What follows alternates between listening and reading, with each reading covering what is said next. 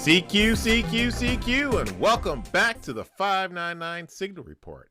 I am your host, Ron, W2ELS. In our last episode, we talked about the different types of keys, the straight key, the paddle, and the bug. We learned that while a straight key is a manual instrument, a paddle needs a little bit of help from a brain to turn your two-lever presses into perfect, consistent dits and dies. Well, today we're going to talk about the brain, the electronic keyer. We'll also cover practice oscillators, which are fantastic tools for learning and often called noisemakers. I'll share what I use in my shack and what has helped me in my own CW journey. So, what exactly is an electronic keyer?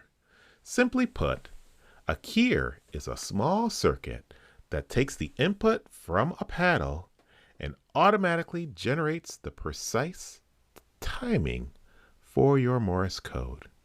When you press the dit lever, the keyer makes a perfect dit sound.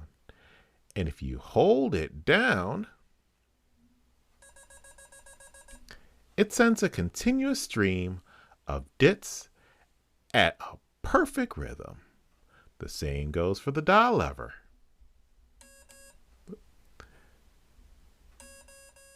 This is a huge advantage. It allows you to focus on the rhythm and the flow of the conversation, not on getting the timing of each individual character just right. Keyers come in two main forms. Standalone keyers. These are separate little boxes you place on your desk. You connect your paddle to the keyer, and then the keyer connects to your radio. They often have memory functions, so you can program and send common messages like your call sign or even CQ with the press of a single button. A recent popular one that I've heard of, but I don't have myself, is the Ultra Pico keyer. It's a kit that you can purchase on hamgadgets.com. Built-in keyers are what most modern radios, transceivers have. They're built right into them. This is what I use exclusively. I simply plug my paddle directly into my radio, and the radio's built-in brains handles all of the timing for me.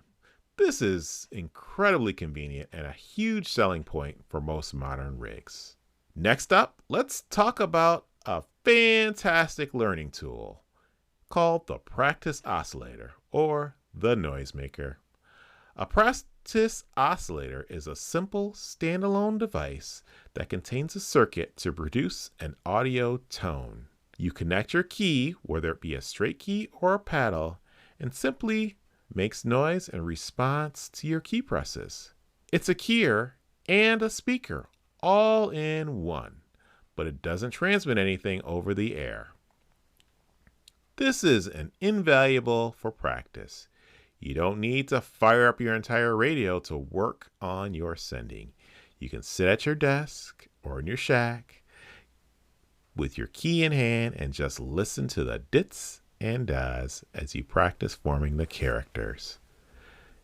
Especially in the early stages of learning when you're focusing on muscle memory and building up your rhythm. For my own practice, I use a device called the CWHotline from Ham Radio Solutions. It is a simple, portable, and durable practice oscillator.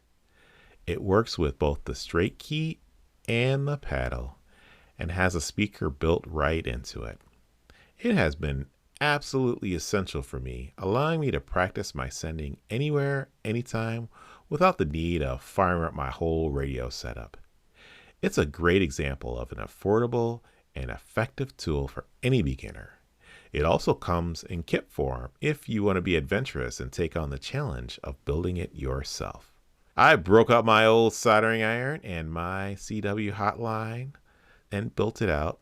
And I was so excited when I plugged it in and it didn't start smoking. Hi. So, to recap my own setup, when I'm on the air, I use the built-in keyer on my radio, as it is the most seamless option. When I'm practicing my speed, or learning new characters, or just trying to build proficiency, I reach for my CWHotline practice oscillator. The key takeaway here is this. If you're using a paddle, you need a keyer.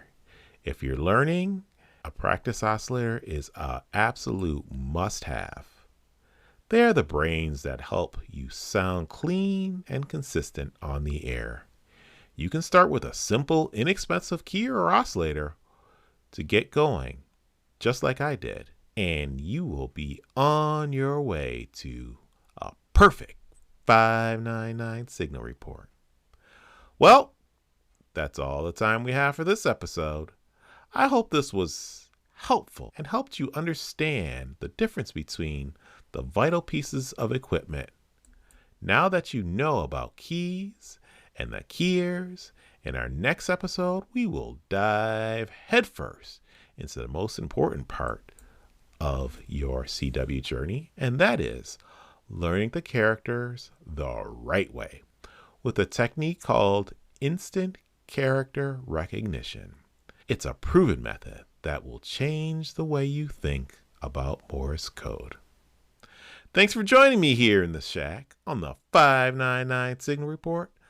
Until next time, this is Ron, W2ELS, signing out. 73.